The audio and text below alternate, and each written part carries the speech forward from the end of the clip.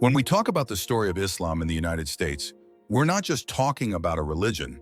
We're talking about a rich, layered history that stretches from the days of slavery all the way to modern American life. It's a story that reflects pain, perseverance, transformation, and contribution. Islam's presence in the U.S. actually begins much earlier than many people realize. Not with immigration, but with slavery. Between the 1600s and 1800s, as millions of Africans were forcibly brought to the Americas, historians estimate that between 10 to 30% of them were Muslim. These enslaved individuals came primarily from West African regions like Senegal, Gambia, Mali, and Guinea, places where Islam had been deeply rooted for centuries. Among them were educated people, scholars even, like Omar Ibn Said, a Senegalese man who was enslaved in North Carolina. He wrote in Arabic and maintained his Islamic practices even while living under brutal conditions. But over time, these early Muslims were often forcibly converted to Christianity. Their religious identity was suppressed, and eventually much of their Islamic heritage was lost through generations of erasure and assimilation. Fast forward to the late 1800s and early 1900s, and we begin to see a new chapter in the Muslim American story: immigration. During this period, people from the Ottoman Empire, particularly from Lebanon, Syria, and other parts of the Middle East, began arriving in the U.S. Most were Christian, but there were also Muslims among them. Many of these immigrants settled in places like Dearborn, Michigan, and Cedar Rapids, Iowa. In fact, Cedar Rapids is home to one of the oldest standing mosques in North America, built in 1934.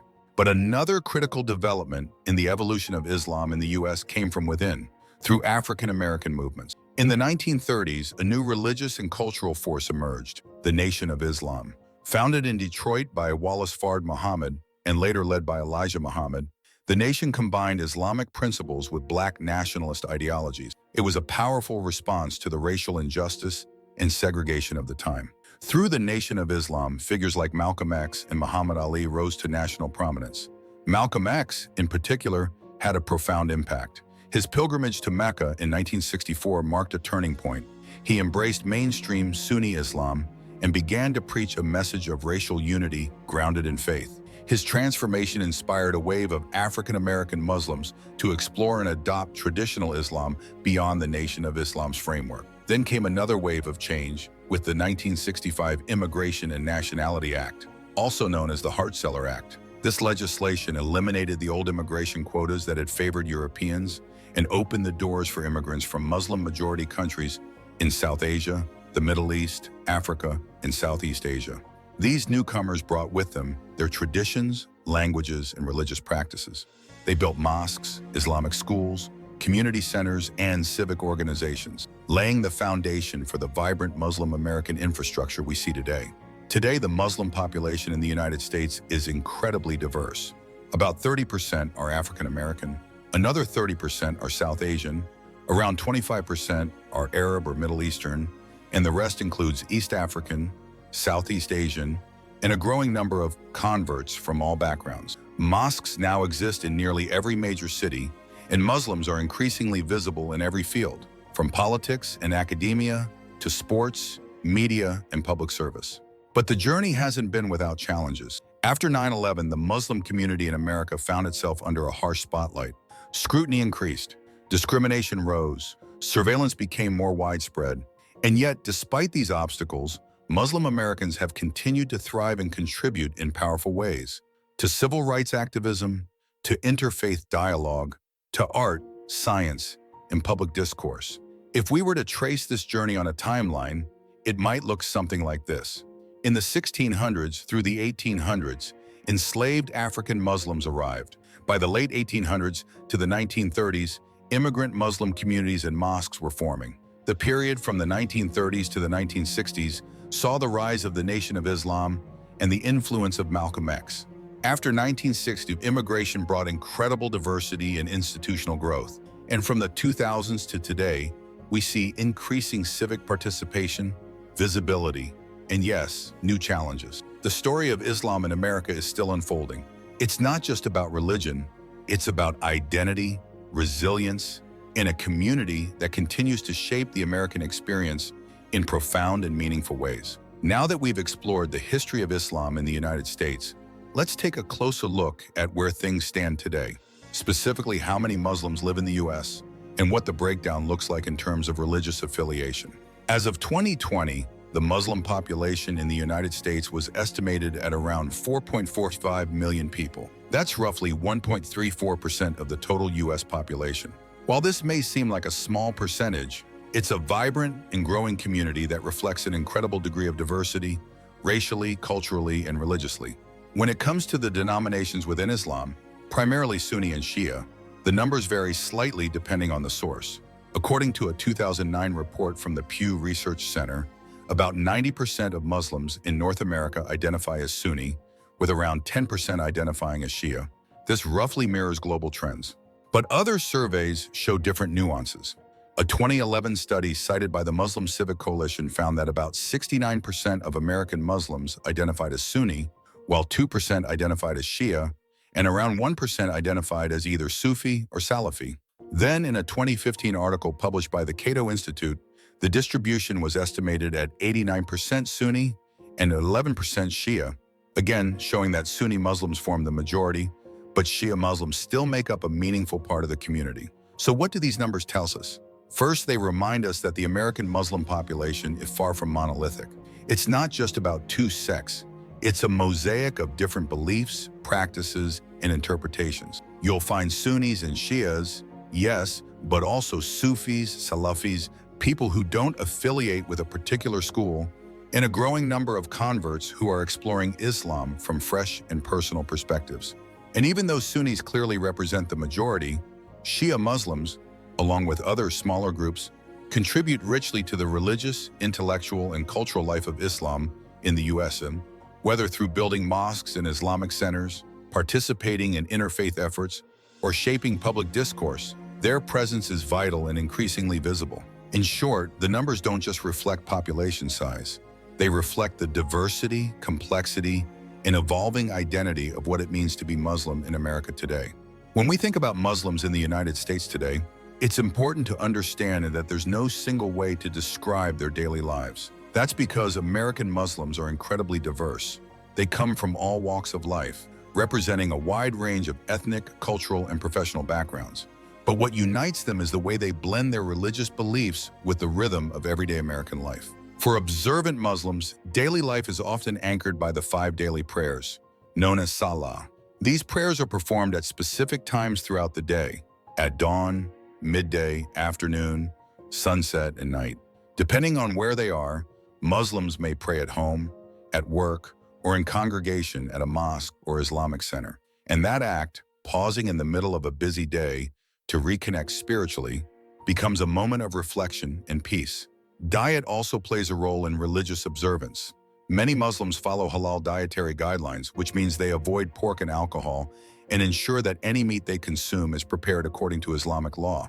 These dietary practices are not only about faith, they're also about mindfulness, ethics, and tradition. The communal aspect of Islam is also very important. Every Friday, Muslims gather for Jumu'ah, the weekly congregational prayer, which often includes a sermon and community announcements. During the holy month of Ramadan, life takes on an even deeper spiritual tone. People fast from sunrise to sunset and then come together for iftar, the evening meal. Mosques are often filled with families and friends praying Taraweeh late into the night. These gatherings are more than rituals. They are moments of connection and unity. Outside of religious practice, Muslims in America are fully engaged in society. You'll find them in nearly every profession, from doctors, teachers, and engineers to artists, entrepreneurs, and public servants. They work hard to balance their faith with their careers, and many workplaces now make accommodations for prayer times or fasting during Ramadan. Beyond the workplace, many Muslims are involved in community service, volunteering, interfaith dialogues, and cultural events, all of which help foster understanding and build bridges across different communities. In terms of where Muslims live, they're spread across the country, but there are some key hubs where larger populations have formed over the years. New York has one of the most diverse Muslim communities in the U.S., including African Americans, South Asians, Arabs, West Africans, and more. In Chicago, Illinois, there's a strong Muslim presence and a long-established network of mosques and community organizations. On the West Coast, California, especially Los Angeles and the Bay Area, is home to large and active Muslim communities involved in tech, education, and activism. Down south in Texas, cities like Houston and Dallas have seen rapid growth in their Muslim populations. One striking example is Houston's historic public iftar at Sugarland Town Square, where thousands gather to break the fast together during Ramadan, a powerful symbol of faith and community in a public space. Then there's Michigan, particularly Dearborn, which has one of the highest concentrations of Arab Americans in the country. Many of them are Muslim, and their cultural influence is visible in everything from the local businesses to citywide Ramadan celebrations. And in Paterson, New Jersey, the Muslim population is so vibrant and integral to the city's identity that the mayor has even called it the capital of Palestine during Ramadan, highlighting just how embedded the community is in the social and cultural fabric of the city. What's clear is that American Muslims are not on the margins. They are deeply woven into the nation's cities, workplaces, schools, and neighborhoods. They contribute not just through faith, but through action, compassion, and community involvement. And in doing so, they show that Islam in America isn't something separate. It's an essential thread in the diverse and ever-evolving American story. While the story of Muslims in the United States is one of resilience, diversity, and growing influence, it's also a story marked by significant challenges. For many American Muslims, daily life includes navigating the difficulties that come with religious and racial bias, socioeconomic disparities, and widespread misunderstanding. These challenges affect everything, from how they're seen in society to how they participate in civic life. One of the most persistent problems is Islamophobia, the fear, hatred, or mistrust of Muslims. It's not a vague concept. It's very real, and it has taken many forms over the years. After tragic events like 9/11, the San Bernardino shooting, and during times of political polarization, hate crimes and harassment against Muslims have spiked. The FBI, along with civil rights organizations like CARE, have documented these surges, incidents of verbal abuse, threats, physical attacks, and even acts of vandalism targeting mosques and Islamic centers. In media and pop culture, Muslims are still too often portrayed as violent, foreign, or oppressive. These harmful stereotypes don't just shape public perception, they shape policies, fuel discrimination, and isolate communities. Muslim women, especially those who wear the hijab or niqab, often face a heightened level of scrutiny and hostility simply for being visibly Muslim. This discrimination doesn't stop at adulthood. It starts early, in schools. Muslim children are more likely to be bullied than students from other faith backgrounds. They might be teased for fasting during Ramadan, mocked for wearing traditional clothing, or even punished for needing space to pray. Many schools lack the basic cultural awareness or policies needed to accommodate Islamic practices, things like time off for Eid or understanding dietary restrictions during school events. Government policies have also played a significant role in shaping the challenges faced by Muslim Americans. In the aftermath of 9/11, various surveillance programs specifically targeted Muslim communities. The NYPD and FBI monitored mosques, student groups, and even businesses, often without evidence of wrongdoing. This kind of profiling created fear and mistrust that still lingers. Then there was the Muslim ban in 2017, an executive order that restricted travel from several Muslim-majority countries. Families were separated, students were stranded, and professionals with legal residency were turned away. For many, it sent a clear message: your religion makes you suspect. In the workplace, Muslims often face barriers that others don't even think about, like finding time and space to pray, being allowed to wear religious attire, or fasting while working long hours during Ramadan. In some cases, people have lost jobs or promotions simply for requesting these basic accommodations. There are also deeper socioeconomic challenges, particularly for African American Muslims, who make up about 30% of the Muslim population in the U.S. They face a double burden, both anti-Black racism and anti-Muslim bias. And for many immigrant Muslim communities, the struggle includes language barriers, limited access to healthcare, housing instability, and employment discrimination. Politically, Muslims in America have long been underrepresented. They often deal with voter suppression, racial profiling at the polls, and political rhetoric that questions their loyalty to the country. But things are changing. Leaders like Ilhan Omar and Rashida Tlaib have broken new ground, and more Muslims are getting involved in local and national politics than ever before. Even places of worship haven't been spared. Mosques have been vandalized, burned, or targeted by protests. In some neighborhoods, proposed mosques have been met with fierce resistance, as we saw during the controversy over the so-called Ground Zero Mosque in New York. These acts aren't just attacks on buildings, they're attacks on community identity and freedom of religion. And yet, through all of this, the Muslim American community has responded with extraordinary resilience. People have organized, advocated, educated. There are growing alliances with other faith groups and civil rights organizations. Muslim civic engagement is on the rise.